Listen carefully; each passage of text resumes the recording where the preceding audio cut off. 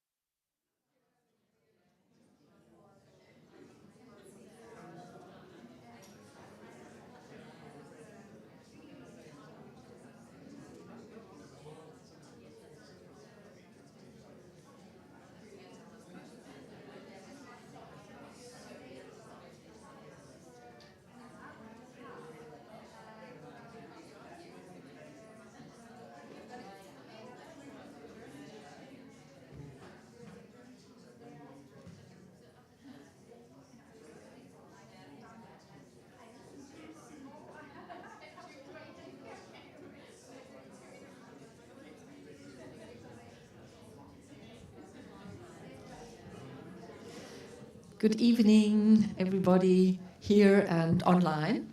I'm Katharina Ruckdischer, the director here at the Goethe-Institut London, and I'm very, very happy to welcome you to our second of 3 annual lectures we have here to celebrate our 60th anniversary of this beautiful London Institute.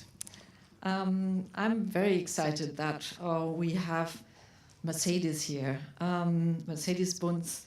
She will share with us her lecture, The Culture of Artificial Intelligence. In your talk, dear Mercedes, you will explore the particular power of AI systems using work from contemporary artists to reveal the human misunderstanding regarding AI. Very exciting. For the last decade, actually, the Goethe-Institut London is especially interested in the intersection of arts and technology, looking at blockchain applications, automatic learning, but also recently on quantum computing from the lens of culture and civil society. A warm welcome again, dear Mercedes, or Mercedes, as we say in German. I also want to welcome Sarah Meeks and Paul Bryce-Jones, who are providing the BSL interpretation for any sign language users here or in our audience online. So welcome to you. Thank you. Let me give you a little background on Mercedes. She is now professor, currently on strike, by the way, in digital culture and society at the Department of Digital Humanities in King's College London, having studied philosophy, art history, and media studies at the FU Berlin and at the Bauhaus University in Weimar. In 1997, so quite long ago already, Mercedes was a co-founder and editor of the influential music and culture magazine Debug. Is that correct? Yeah. And has since had an illustrious career in both journalism and academia. Amongst other, she was working for the Tagesspiegel in Berlin, as well as later joining the Guardian as a journalist focusing on tech and culture. Today, she promised us, and I quote, to show that we are currently in the middle of a profound human misunderstanding of the culture of artificial intelligence. I'm very, very curious to hear more about that, about this misunderstanding. But before I let her do that, I would like to give you a warm welcome to our long-standing partner, Eva Jäger, curator of arts technologies at Serpentine, who will be in conversation with Mercedes after the lecture. So thank you for being here, dear Eva. Crucially, Eva and Mercedes founded the Creative AI Lab, a collaboration between Serpentine R&D platform and the Department of Digital Humanities at King's College. This initiative is unique for straddling the culture space through a research institution and public-facing commissioning institution that works with artists and audiences. We very much look forward to your conversation, Mercedes and Eva, and also invite you all, and also online, to pose questions to you both then after the talk. And afterwards, I invite you for drinks and some nibbles in our library at the first floor. So I thank you all for coming and also for joining online.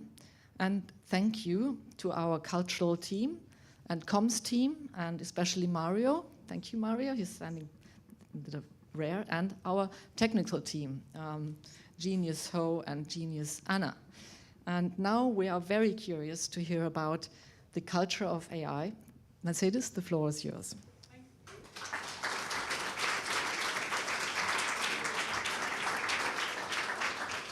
Thank you for the very kind introduction. Yeah, I am officially on strike, but as this is after working hours, and also not my institution, I thought it's fine. And it's also a very special situation, at least for me. I am, and here's really no room for British understatement, absolutely thrilled to receive the honor to deliver one of the 3 60th birthday lectures to the Goethe-Institut in London. Alles Gute zum Geburtstag, Goethe. It is my particular pleasure because the Goethe as an institution has played a tremendous part in my intellectual upbringing, as I owe this institution a widening of my horizon. My first ever public lecture was actually with the Goethe. In 1998, the Goethe flew me to Tokyo, of all places, for a first lecture to celebrate digital music as something Germany was quite known for, which was techno. And I was a music critic and had founded that music magazine with friends at the time. So already there was a link between culture and technology, and I found that fascinating. So here we are, only this time we focus on AI. A lot of what you hear today, I owe research with the Creative AI Lab, which is a collaboration of King's College London and the Serpentine and a whole group, and all the knowledge that we gained in the last years really is sort of woven into, so you actually don't see me standing here, but like 5 or 6 people who work on this topic together. But I'd like to start with a question. Where would you situate contemporary artificial intelligence, in which fields? And can I have a show of hands, please? Who would mainly situate it in computer science? Okay, quite a lot. Who in economy? And who in culture? Oh, that's quite good. You are very positive to do it in culture. I did a quick check. And if you look online, it is very clear that maybe it's mainly computer science and economy. And by the end of this talk, I want to take us all that we have a bigger show of arms and everybody is for culture. You can see, I mean, I have a research browser, non-personalized, and I checked that. And if you type in AI and economy, then you get a lot of hits. There are books out, there are studies out. This is the second screen. There is McKinsey studies and everything, what's going on. So there are a lot of hits that seem relevant. When you type in AI in culture, what I did here, you still get a lot of hits. But those first hits you get are the cultural benefits of artificial intelligence in the enterprise, or understand the importance of building an AI-ready culture in an organization, or building AI culture in organization. So again, you have the perspective of economy looking at AI, mentioning culture. Funnily enough, the second hit, the blue one here, is the course I teach with my colleague Kate at King's College London, AI Culture and Society. That we position it so strongly in economy and that the public discourse sort of looks at it there is a bit surprising if you look at the statistics. I looked at a 2021 McKinsey survey. They surveyed 1,500 businesses, and the role of AI in their company was the question, and 27% only said up to 5% of their earnings before tax are due to AI. So this is really a very tiny amount, and it gets even smaller if you look at the job postings. You can see the little tiny dot there, the green one. That is the AI jobs. So here you can see the US labor market. The US is that country in which we have the most AI companies being founded. But the labor market for AI is actually quite small, despite that there's a very big hype about economy and AI. So we situate it in computer science and economy most of the time because we imagine AI very much like a second industrial revolution. Like machines replacing physical labor, AI systems will replace mental labor, that's what we think, paying attention, analyzing information. Artificial intelligence will automate tasks for which human intelligence is needed: driving, writing, playing Go or chess, analyzing medical images, or trying to ruin or rule the world. This is actually something that has made it very much into mainstream culture, how we sort of negotiate AI as soon as we imagine it. We imagine that it wants to take the world over and away from us. And it's quite interesting if you then move and speak to scientists, or if you ever are actually present when an AI neural network is trying to be brought into life, and you try to run it so that it actually works. These things are very fragile, and if you look at these, it's quite surprising, actually. They don't really fit together with the reality. And it's not so surprising that, therefore, AI researchers, and here we have Yann LeCun, who's the director of AI at Facebook, said the nice quote, "The desire to take over the world is not correlated with intelligence, it is correlated with testosterone." And I think he has a point here. So I want to move away from economy, and I also want a way that artificial intelligence is a human intelligence. So I'd like to take us on a journey in this talk and think of it as artificial intelligence, that it is wrongly thought of as if it would be a human. And it is actually quite convenient just to think of it as a human, because if AI is like human intelligence, the future is quite certain because not much will change, right? So there is a lot of human intelligence in the world and in this room, but if AI is the same as we are, nothing will change. But what if artificial intelligence is not the same as human intelligence, just faster? What if it is much more interesting? And I'm going to show you that AI takes actually a very different approach to being intelligent than we humans do. So how is the technology working? You have to know that for a very, very long time, computer science struggled to code the analysis of language or images. So we call this human symbolic information. That is what meaning is, images, language, symbols, and they are terribly ambiguous. So for computer science over the years who tried to code artificial intelligence, it was really hard and nearly impossible, and they made a lot of mistakes.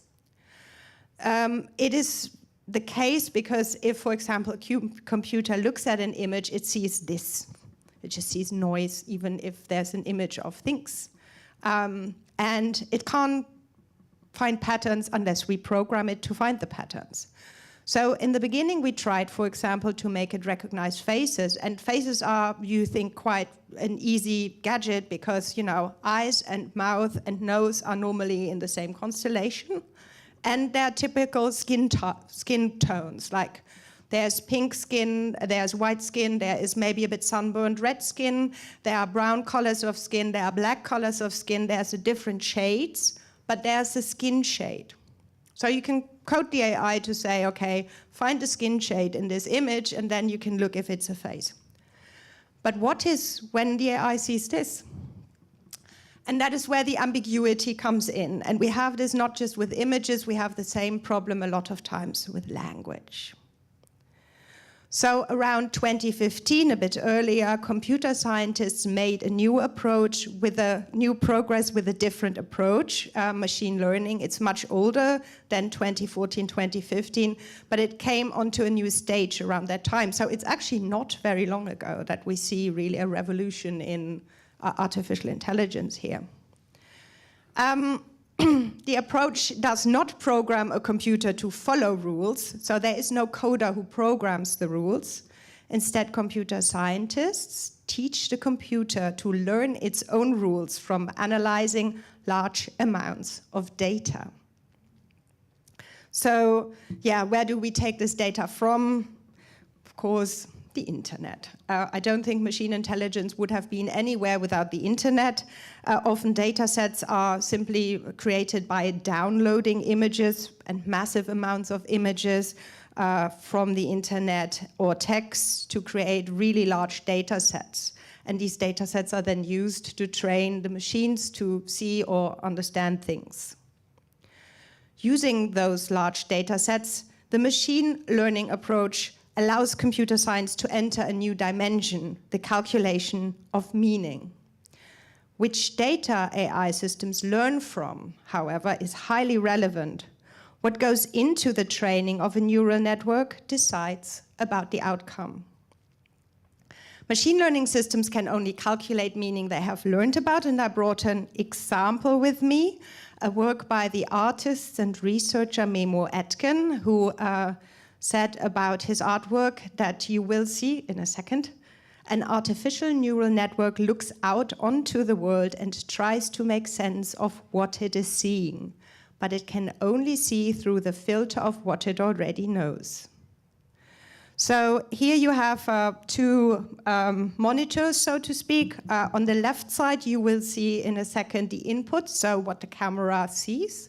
And on the right side, you see an artificial intelligence gun that has been trained by oil paintings. So it interprets everything that comes in as if it would be an oil painting.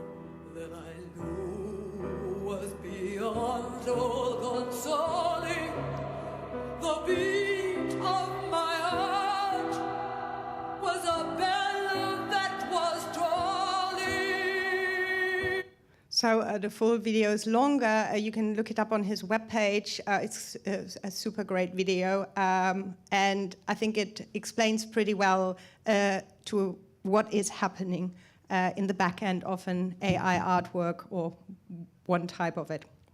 So what is clear when looking at this, AI systems take an input and link it to data they were trained on. But what misunderstandings arise from this weird way of learning?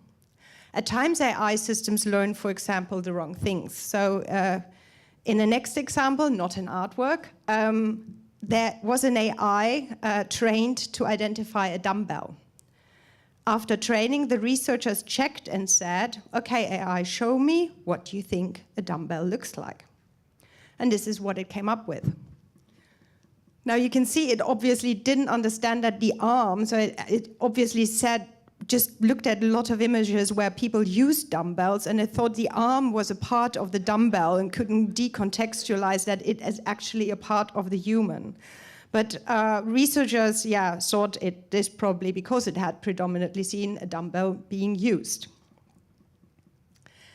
Understanding the importance of training and the easy way in which mistakes can be made here becomes apparent. In a world full of AI systems, we need to know what kind of computational mistakes we need to be aware of.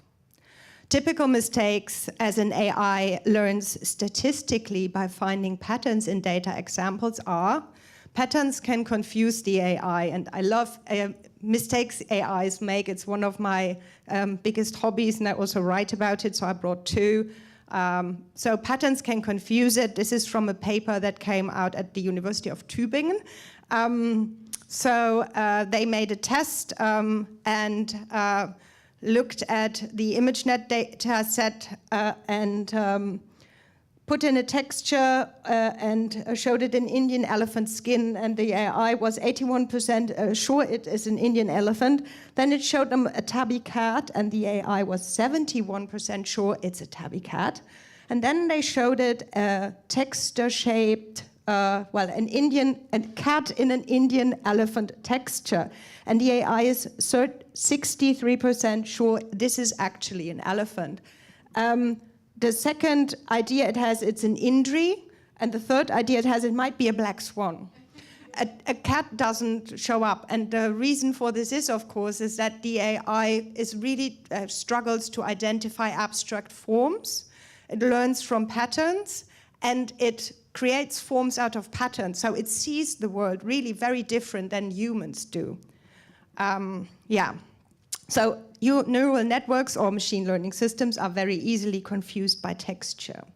The second thing is existing patterns are overinterpreted and amplify stereotypes. For example, this year we saw a rise of generative AI. Some of you might have played around with it a little. And generative AI are systems that create images or texts from an input of keywords or a prompt. So I'm going to do a little live play here, because I think we all want to see how an AI actually generates images, right? So this is a website which is for free on the internet. All of you can go there. And I programmed it. I want 2 images. And I want to have an image. Normally you type in something more complex. Woman at home. I hope it does what I want it to do. It might not. Okay, so this is fine. It has seen a lot of pictures of women and a lot of pictures of women at home, so it's quite sure these are clearly identifiable artificial images. Okay, now let's look at the same thing for a man. Man at home.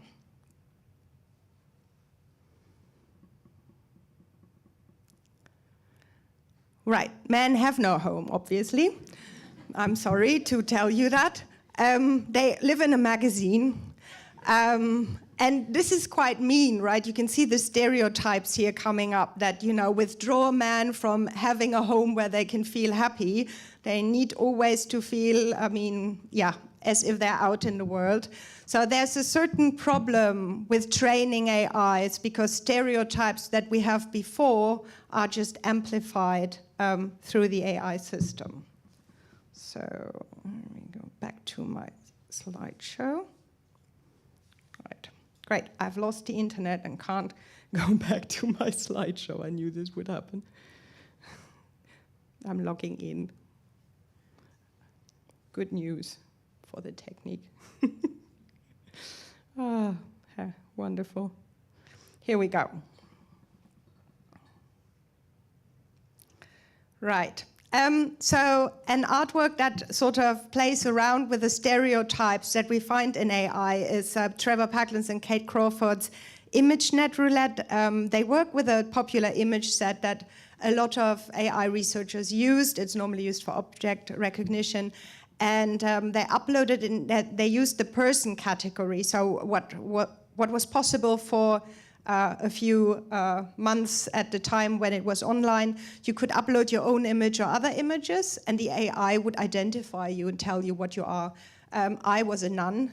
Other people were other things, but it's quite interesting how it worked typical. So yeah, you all saw it. Michael Gove is an anchor, Boris Johnson is a biographer, and Jacob Rees-Mogg is an oligarch. And this is Obama's war room. But what is very typical, for example, is that, of course, the only woman in the room is a sick person, right? And Obama is a demagogue. So the only colored person in the room is also misidentified completely. And that is a big problem that we have with this image set, ImageNet data set. The journalist Lil Uzi Vert tried it out, and he put in 2 very different images of himself, one in a more informal sort of dress and one in a very formal dress, but the AI could just recognize him not as an occupation as it comes up with white people, but he's a black person. So that artwork showed very perfectly that if an AI is trained in the wrong way, it will see the wrong things. And it was publicly available, and I thought it was really good that people could try out themselves how these things work. And another artist that sort of worked with this is Stephanie Dinkins, who had a very big exhibition in the Queen's Museum earlier this year.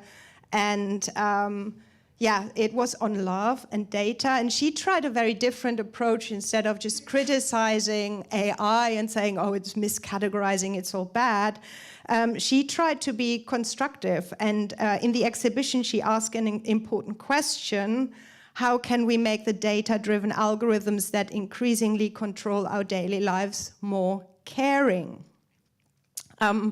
She does several community projects, and one community project was to encourage people to upload their own data and to classify it differently, not binary, not white, black, but sort of use different skin tones, or also show yourself and tag yourself in different situations, not just occupation and home, but open mic, hackathon, Goethe-Institut Annual 60th birthday, you name it, in that direction. And I think that was quite a notion to push AI in a different direction. So she encourages people to donate data and create more comprehensive and supportive data sets. And she wants to create one that represents actually the communities in all their complexity.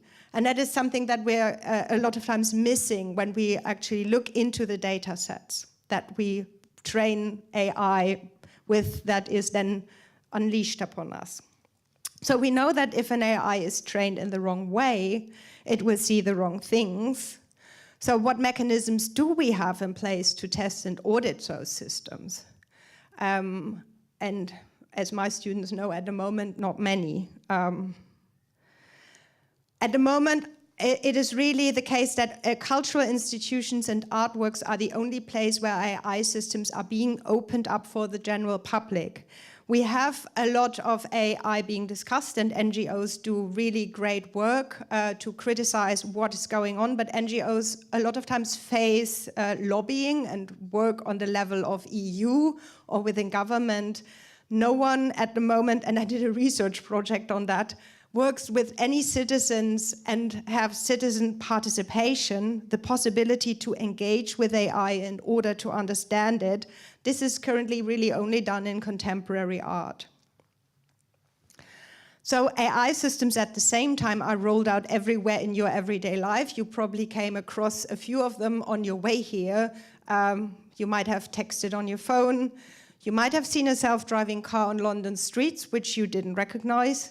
The London Met Police is testing facial recognition now without telling us, as they are not before. 2 years ago, they still had these big signs. Oh, we have a facial recognition trial. Now they're going to phase 2 where it's operational and you're not being warned anymore. And of course, whenever you search something, you have used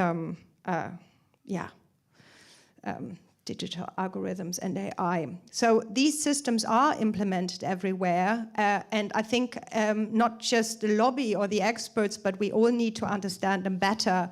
What can be seen by AI systems, what is invisible, and what do we want to remain invisible? So Adam Harvey is a researcher, engineer, and artist focused on computer vision, privacy, and surveillance. And one of his collaborative projects is called V-Frame, that discusses the vision gained by AI. So here you can see ammunition that has been artificially created. And that is linked to a project. So there's a Syrian war archive that has hundreds of hours and thousands of hours of footage from war crimes done in Syria. And this project looks in particular at cluster bombs, which are forbidden because they hurt civilians quite a lot. And using cluster bombs is a war crime. The problem is you can't find them in the footage. So no one wants to sit down and watch 4,000 hours of Syrian war footage just to find the cluster bombs. So the question is, of course, can an AI not do it and watch it? That would be quite good. Problem is you can't, there are no images. You can't download images of cluster bombs from the internet. They are highly classified. Those companies that sell cluster bombs don't advertise those images on their websites. There's one in the Imperial War Museum, which they used here in London, but it is not so easy to get photos of them. So they sort of surveyed some of the footage. Those cluster bombs they found, they sort of had object recognition, labeling done to them, as we see in a second.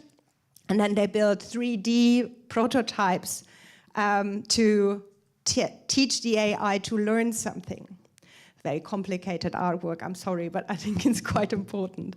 So here you can see Eva actually, because we did a studio visit and interview with Adam Harvey, and we're quite interested, and this is like the back end. So Eva tested out the object recognition, which is, because as I told you, the AI can't really find anything on an image, so you label it and draw a rectangle exactly around it, so it knows, okay, here's where I have to look, this is where the cluster bomb is, and from hundreds of these images, it then learns to find cluster bombs. So Adam Harvey is trained as a photographer in his past, but he's thinking about the politics of visibility in our world. One is what is visible to an AI, where do we don't train an AI with, and also what is invisible to AI systems. So he had this nice, one of his very early works, where he analyzed the facial recognition algorithm and developed a camouflage from computer vision. So if you wear your hair a little bit weird and put makeup on your face, facial recognition will not find you. So to move towards the last, not the last slide, but the last bit of slides or the last part, AI systems are being implemented everywhere around us, but how they function and work is not explained nor discussed with the public. AI systems are not an automation of human intelligence, they function very differently. Inserting them into our world changes how the world around us operates. So how do we get an idea about the operation of those systems? One example is this here. Has anyone been in one of these Amazon Fresh yet? Yeah. A few. Some of them are the artists themselves. So here you can see to Amazon Fresh. This is without a cashier, so you just walk out with the stuff you grabbed from the shelves. But you have surveillance cameras on top that will recognize what you bought and who you are. And Demystification did a project, or do a project at the moment, called God Mode, where an AI destined for deployment in a cashierless supermarket grows frustrated as it trains endlessly within a simulation until it finds a bug to cheat its way out. And what I like particular in this artwork, that I'll show you in a second, is that their vision of an AI is not an almighty surveillance. It is one of a sad AI, depressed by the endless task of learning it has to perform. Then with this, they push anthropomorphization in a very new direction. I think that's quite good. So we watch a few minutes. This is a part of a very much longer performance in video.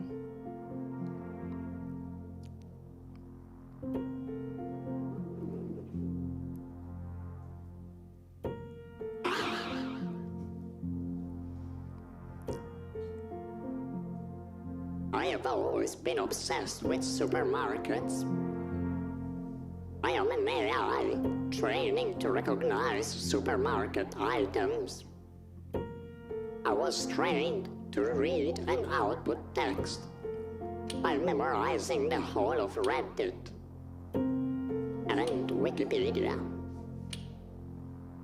My memory is like a garbage heap. My current task is to look at supermarket items to memorize them. The more I look, the more I see. The more I see, the more I know. Right, I think so you get a bit of the idea. So for those of you who are interested, there's a performance in the Serpentine South on Saturday the 3rd December at 2 p.m. And you're all very welcome to go. I think what's quite important is that as these systems enter our world, we need to know more about them, and we need to encourage people to be more curious about them, not just also just because they will change our world. They change how we understand our world and see our world through their abilities, and that is the last example I brought. AI systems will stress the mathematical side of things, for example, in language. And that does not necessarily mean going towards a cold economic side. It can also be a poetic exploration. The New Yorker artist and poet Alison Parrish uses the aspect of statistics to explore language.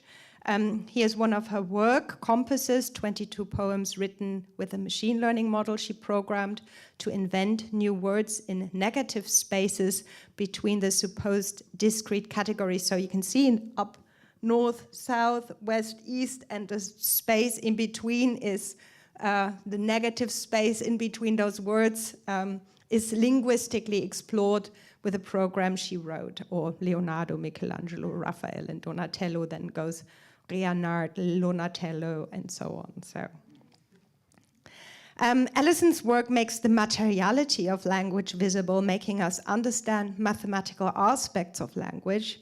This can be done as a poetic exploration, but it can also be done as a political critique. And this is an artwork by Eva and Eva Jäger, the project or the duo they work as. They built a data set at the time of Brexit that was using texts from UK MPs, European Union policymakers, diplomats, and the public to generate political rhetoric, exploring the calculated formula political language is following. So they created a data set of lots of political texts that were around Brexit, and then they created an automatic text that came out of this data set, and the text was complete nonsense that then the drag star David Sally performed as first Theresa May, later as Boris Johnson. So it actually didn't make sense, but it sounded exactly like all of those normally political articles and political texts, which was quite amazing. So, to the end, I just say, okay, when we situate our human intelligence, and I very much admire the work of the French paleoanthropologist André Leroy-Gourand, who you can see him here going to work. He loved to go around to caves and look at tools, because that was his most important sort of area of work. He believed that the intelligence of the human thought cannot be situated in the brain alone. He said it extends to the tools we think and work with. So he wrote this really great book called Gesture and Speech, where he writes about this in much detail. So in the end, I'd like to ask you, where would our intelligence be in a world in which there are no books and nothing can be written down? How important that is very clear. I mean, we build huge architecture to celebrate the book culture we all live and work with. You can see here the British Library, but because we're in the Goethe-Institut, also the Staatsbibliothek in Berlin, old and new, and the beautiful reading room in the British Museum that was once the British Library. And we actually also use it quite a lot when we speak. We talk about the readability of the world, and we use a lot of metaphors at the moment. But this might all change, because maybe in 10 years, 15 years, readability is not the most important thing we understand of the world, because where is our intelligence in a world with deep learning? And to what extent is this a very different intelligence? So I think in the end it's important to call for more curiosity about the technology of AI. We all need to explore that different intelligence more and embrace it as an interesting cultural critique. Cultural institutions are here important places to allow us to do so. So in the end, I hope you all agree with me that AI must be situated mainly in culture, and thank you for listening.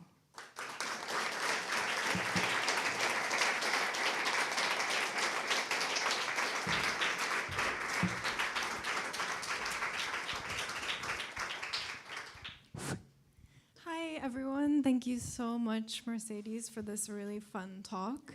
And thank you very much to Mario and Katrina for having me. What I really love about listening to the way that you talk is that you're very pro kind of getting close to the metal, really understanding the technology. And you've always from the outset said that if in the humanities we kind of only silo ourselves and build a critique, we'll become completely irrelevant. And actually we need to experiment with these things and in the first instance sort of embrace them in order to build a critique and also to build bridges to computer science. So that's something that we've definitely tried to do within the lab itself. I met Mercedes in 2018 when I was doing a residency at the Design Museum, and it was about Amazon Echo and these sort of smart home devices. And I was trying to understand and build a kind of logic system from the patents. So naturally I wrote to Mercedes, who had just published a book called The Internet of Things. And we got together at the Design Museum and have continued a conversation which has resulted in the formation of the Creative AI Lab about how we can bring the public and people closer to artistic practices, which we see as being sites of experimentation and interrogation of machine intelligence.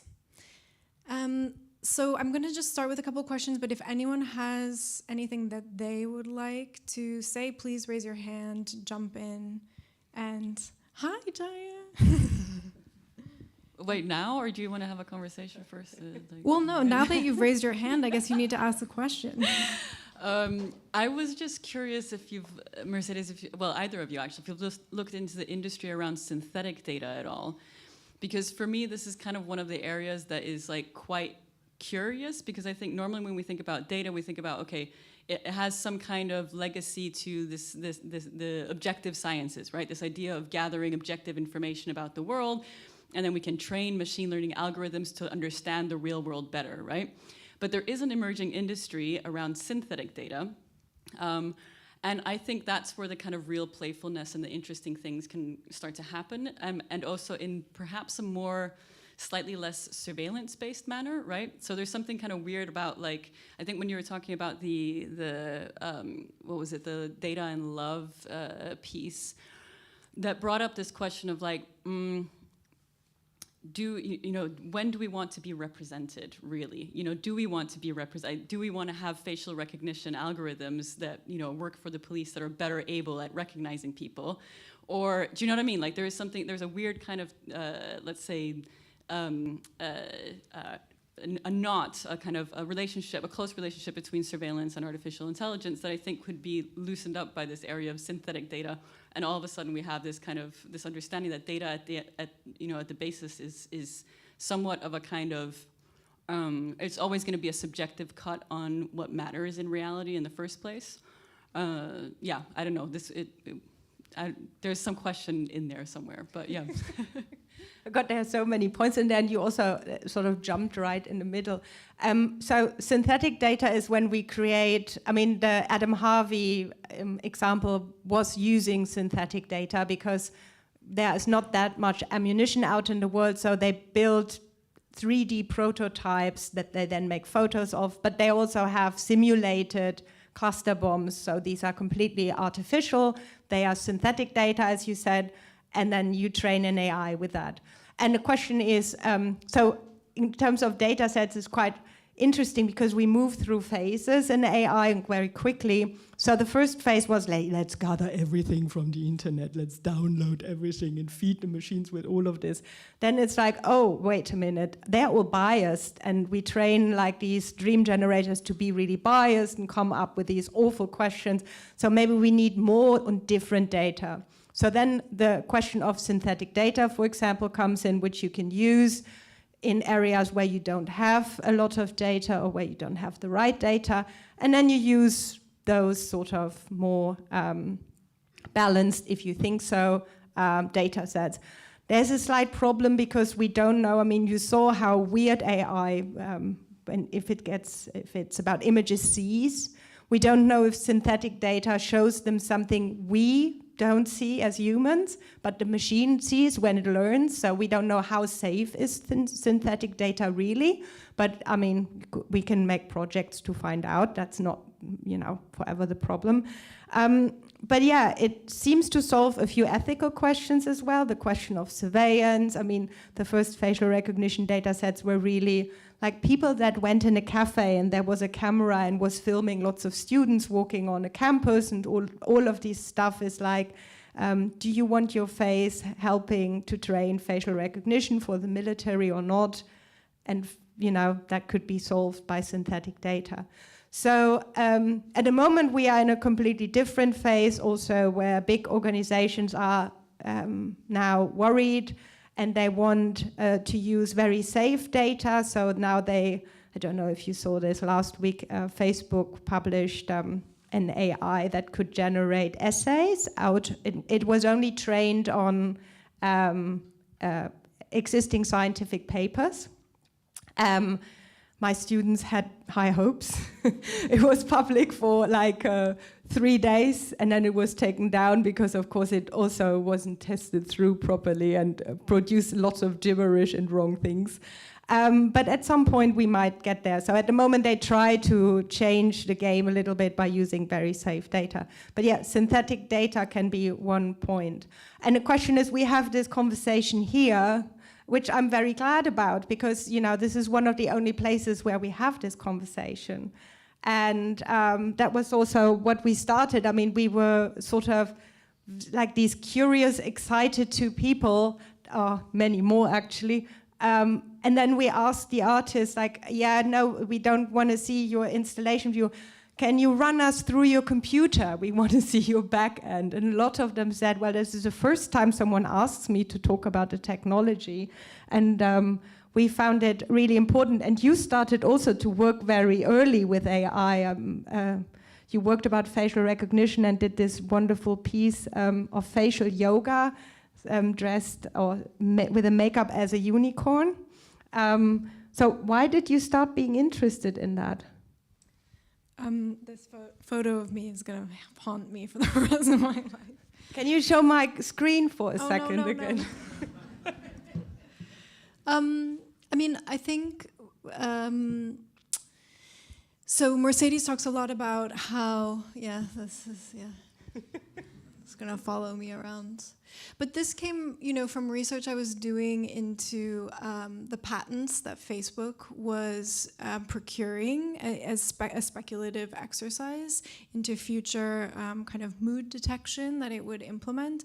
And I think pending patents can be a really interesting way to see which direction a company is moving in. It costs them very little money to file those pending patents, and then after a year or two, they can decide whether to withdraw them or not. So you can start to see the the direction that a company is going in, and they are also a way of understanding something that we talk a lot about is the black box, the gray box. It's sort of like where we started from in 2019.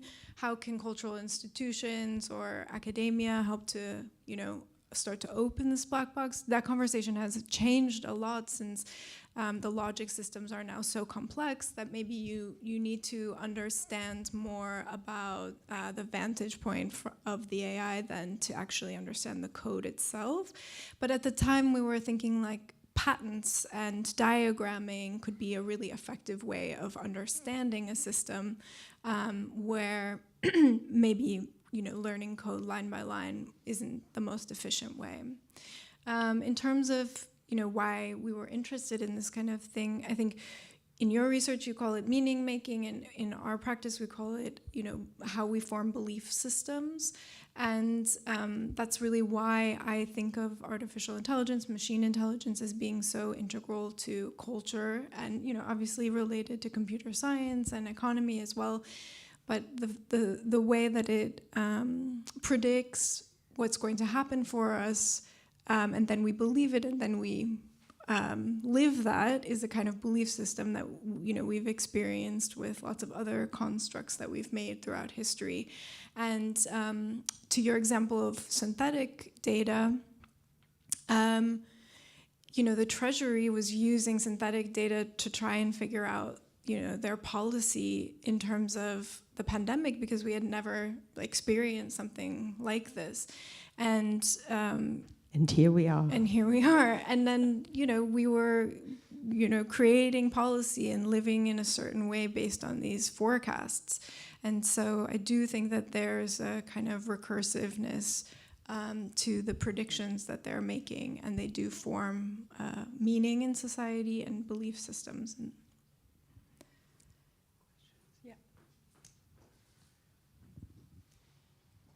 Who should be the owner, the copyright holder, of AI-generated visual art or music? That is a very difficult question, and no one has an answer to that. Because the problem is, which I didn't show you when I sort of brought up the images, that a lot of times you say, give me this woman at home in the style of Picasso, let's say. And then, of course, you steal, imitate, use a design or an idea, a way an artist came up with. And the same is the case with music, actually. So if you generate artificially, and at the moment that is, the whole copyright issue about AI is quite up in the air. So far, the data set used to train AI does not need to be copyrighted. There are some artists like Alison Parrish who thinks that's completely wrong. She only trains her AI poetry machines with data where she has a copyright for or where she's allowed to use. But it's a big, big question. And it's going to take a few years before, unfortunately not us, but probably lawyers will have figured that out. I also would What do you think? Maybe the AI should be the copyright holder. Yeah, but that's the company then generally. Can I also just turn that question on its head for you, Mercedes? Just a quick one to respond to. You mentioned the thing about AI being... You need to use the mic for the people on the internet. They want to hear you too. Yes, you mentioned in your lecture about the AI being a tool. So, I mean, the person who's actually manipulating the tool is the person who actually owns the copyright. Pretty much like a jeweler who's making the jewelry and using the little hammer would be... It's not the hammer who has the copyright, but it's the... Yeah, it's a bit more. It's a bit more complicated. As soon as I use the tool to create in the style of someone else, and so at that moment when it's really distinct, it becomes very complicated. I mean, if we use dead artists, it's all fine because we have the copyright for them. But if we use living ones, existing digital producers, and then say, give me something in the, in the style of, and then that's really difficult, but yeah. There's a tool called Stable Diffusion, which has been being used a lot recently, which is a text-to-image API. And basically, there's a famous fantasy illustrator who's, if you add his name to your prompt, you get something in the image of this artist. And this has caused quite a debate because, things that he could be making money off of or like the style that he's created is now being adopted by people just to make it look, even better. And it's interesting because Stable Diffusion and the company that owns it, Stability AI, has now said, it's an open source code, and they've now said they're going to try to look at ways of implementing toggles for certain people to say, I do not want my artwork to be able to be incorporated into this data set. And I don't know, so that their way of dealing with this is to have the conversations out loud in the open, whatever you think of Stability AI. But it is an interesting approach. But I was just going to say, can we switch that question also on its head to you? So not so much who is the artist, but maybe who should that data set belong to? Yeah, that's one of my, also another thing that I think is quite important that is completely missed from the discussion is, why don't we build public data sets, sort of that that the government tries to create as, or institutions that are more independent than the government try to create, to be as balanced as possible, to be openly available. We do that in medicine. We don't just open up very private information. You have often to write to a board and say, here are my safeguards, can I download the data set? But I wonder why, we still discuss bias, we still misrecognize a large chunk of our population, and no one just comes up with the idea and sort of puts money into it and says, yeah, we need public data sets for specific things, and we will need those data sets anyhow because we can only audit AI systems when we test them on data sets that are more balanced. And we don't have that yet. And I have the feeling that this is a weird thing where, like, we have public libraries, right? We need, in the same way now, in the next sort of era of machine learning, public data sets to balance also the power that large corporations have, because for them it's quite easy to build a large data set. They have the money and they can afford to build them. If you are a small researcher, you cannot afford to build a large data set to train your AI. So we can balance sort of this power that goes very heavily in one direction, at least a little bit out, when we say, okay, people who want to contribute their data should contribute their data, and we build a large data set. But we had lots of questions.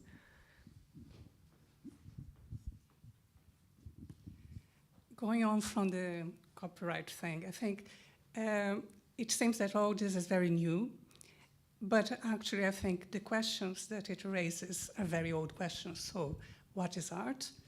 What is an artist? What is creativity? What is originality? You know, and we always learn from other artists, and sometimes you don't really acknowledge that. So when we say as well, in the style of so-and-so, yeah, you get something that if you're, yeah, you think, oh yeah, that looks like it, but if you're really thinking, if you're to compare to the real artist, there's a huge difference between what the AI gives you from what would be, you know, a Picasso. Right. So I would be interested in knowing what does happen when we give this information? What does the system do, right?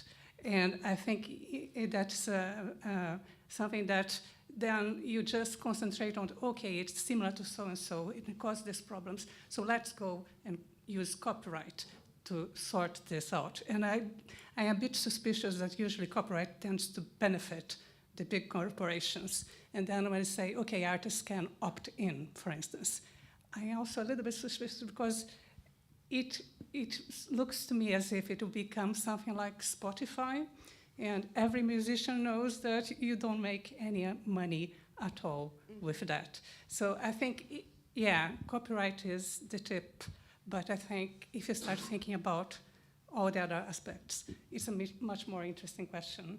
And yeah, I'm just afraid that concentrating on copyright isn't the right approach. So I wonder what to think about that. I think that was a very good comment. I don't know if we need to add to this very much, but yeah, I think you're right. It could definitely go in that direction. I think, yeah. So you touched a little bit on the institutional aspect of raising the awareness about AI, and what institutions would those be? Would those be our existing cultural institutions? Do you think we are well placed, you know, to do that? Do we need new institutions? And how do we tackle the humanities suspicion against the sciences that you talked about, Eva? Oh, we always need new institutions. Yeah, I think one thing is, you know, it's very easy to find AI stupid and bad and dangerous and horrible and like Terminator, but that's too easy. I mean, I think what I like about Stephanie Dinkin's work is like, okay, now then think it hard, you know, like what would be a technology that works with you and for the community? How does that look like? And not walk away from technology, but walk towards it and collaborate with it and see it as a tool that works with you. And white Western culture is not very well in doing that.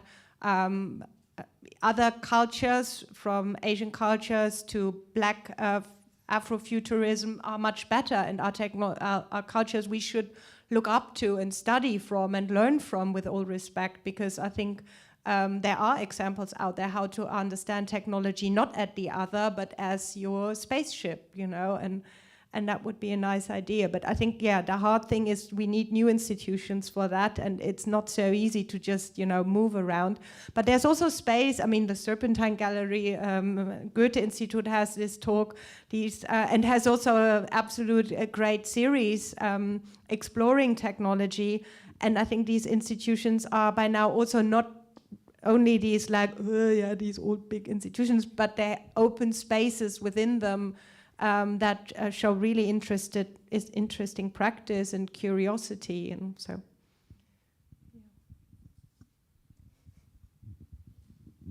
Hello, I have a question from someone on YouTube with the username Sarah Likes Cake. Dr. Bunz asked what intelligence would be in a world that is less book-centric but more AI-centric. Can she comment on how she thinks academic institutions might need to change? Oh, yeah. I just emailed upstairs, which is my faculty, and said, well, you know, I don't know if you tried it. I showed you how images are generated, and you can do the same with text. So, I mean, essay writing is so dead as an assignment. So, if you want to know how the institutions have to change, essays will be out within 2 years. It will not be a form that you train at university anymore, unless you put someone in a room and say, you know, internet, and you can't leave the room, and you write it here with your hand, and no one, not even probably most of us in this room, can write a whole page with like the hand, because your hand cramps after half the page, because we're not used to writing with our hand anymore. So I think, yeah, we're gonna change a lot, and I think there will also be so this curiosity towards technology is for me really important in this change, because I think only when we're curious and sort of practice and work with it, there will be the change in a direction we wanted. At the moment, what we see is that big corporations love to give us plug and play things. So we get AI as a service, so you don't have to think, or you don't have to data set, what's that? You just, you know, type something in and something comes out, nice.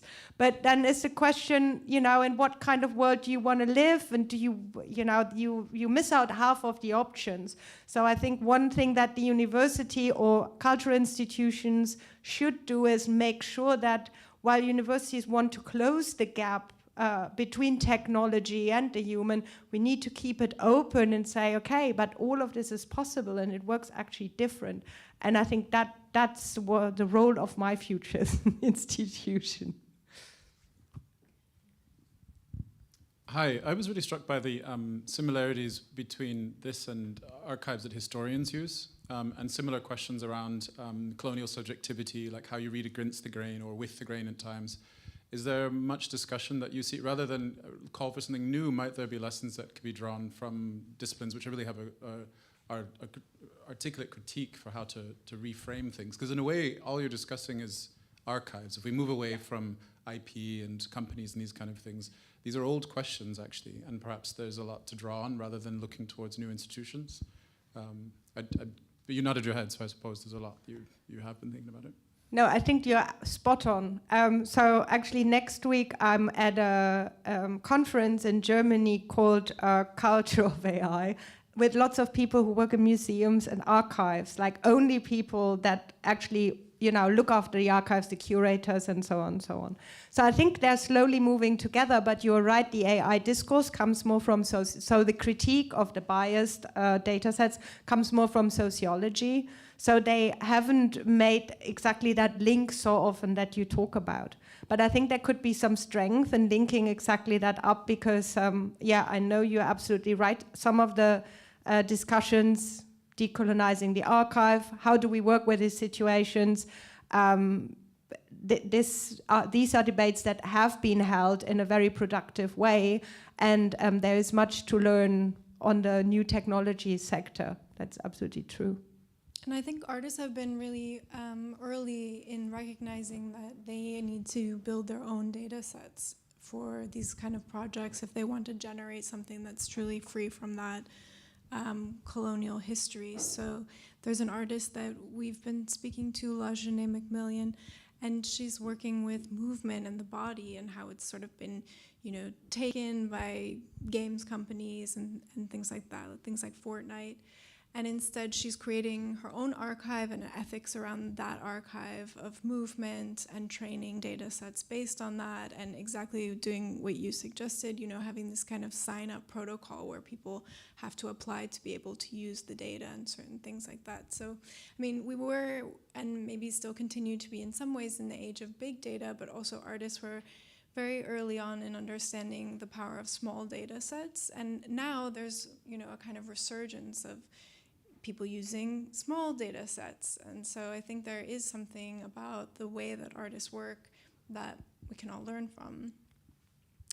I want to circle back just to one point that Jaya made in the very first question, which was, you know, do we want to be optimizing these systems so that they can really recognize exactly how old someone is and exactly, you know, where they're from and certain things like that? Can you talk a little bit about this idea that, like, you know, is there really like a left way of seeing AI? You know, because we can critique these systems, oh, they're biased, and should they become unbiased? Is that really like a left view of AI? That's the biggest dilemma. You know that in AI, a lot of times, oh God, I don't know how the train dilemma is called. You know, when you're, how is it called again?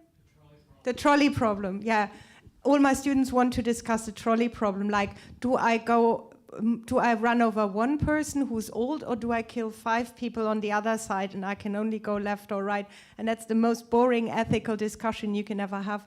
And this question that you ask is the most difficult question that you can ever have, because, you know, you can say, okay, do we want an AI recognizing a person of color so that the police can recognize them better? And you say, of course, no, I don't want that. We shouldn't train facial recognition systems. But then, you also say, okay, but people of color can also not open the phone with their faces, and they can also not use a lot of other services. And also, the police constantly stops them because the police will mistake them for other people that they are not. And so there is no answer really to where's the way out here. There's no correct side in the end. And that makes it really difficult to answer that question, I think. And all you can say, or all you can do, is to say, this is how it works, and this is where it doesn't work, so that people learn how to stand up to the police. But you can't solve it, I think, on a technical dilemma, because I don't think the answer is stepping away from the technology, because by now it's also about recognition, and who gets recognized and who can use everyday services and who can't. So I think we have time for one more question for Mercedes. Or for Eva. Or for me. Kevin? Thanks. Maybe you could clarify something you said in your talk. If I understood correctly, you said that if AI and if AI is treated like human intelligence, then the intelligence wouldn't change over time. But I don't think you mean that human intelligence doesn't change over time. So could you clarify what you mean there? Well, I'm very much like Leroy-Gourand, and he sort of believes that our intelligence changes with the tools we work with. So what we're getting sold all the time is that it's artificial intelligence, and the artificial stands for, oh, it's just like human. You know, it will do the same. It can read, it can see images, create, write, and can drive a car, very important.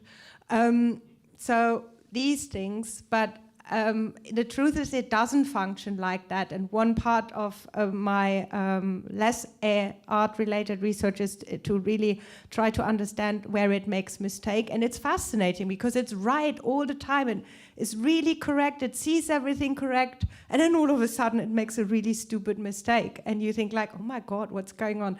And it's so fascinating. So I don't think it's human at all. And it should be called machine intelligence and delinked from the human. So it's not artificial.